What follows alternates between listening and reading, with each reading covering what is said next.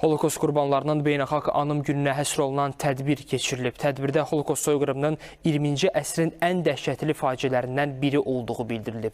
Tədbirdə antisemitizm, islamofobiya, irqçilik, nifrət nitqi və ksenofobiya kimi təhlükəli meyillərə qarşı mübarizənin vacibliyi qeyd olunub. Çıxış edənlər Azərbaycanda etnik və dini müxtəlifliyin qorunmasının dövlət siyasətinin əsas istiqamətlərindən biri olduğu bildirilərək, ölkəmizin multikultural və tolerant cəmiyyət modeli kimi nümunə göstərildiyini deyiblər.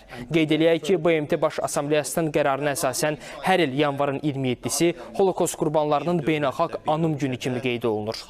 Tərəfindən araşdırılmış tədqiqata əsasən Azərbaycan hörmətli deputatımızla Aleksandr Yakovleviç, bütün qrupamız...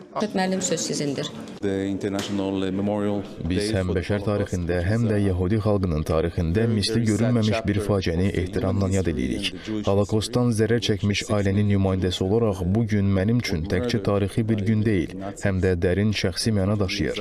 Atam Holokostdan sağ çıxmış bir insan olub. Ona görə bu günün mənəvi ağırlığı mənim üçün xüsusilə böyükdür. Bəşəriyyət bu faciədən dərs çıxarmalıdır. Belə dəhşətli faciələrin bir daha heç vaxt təkrarlanmaması üçün əlimizdən gələni etməliyik. Bu yalnız Yəhudi xalqına qarşı deyil, heç bir millətə, icmaya və ya fərdin özünə qarşı baş verməməlidir.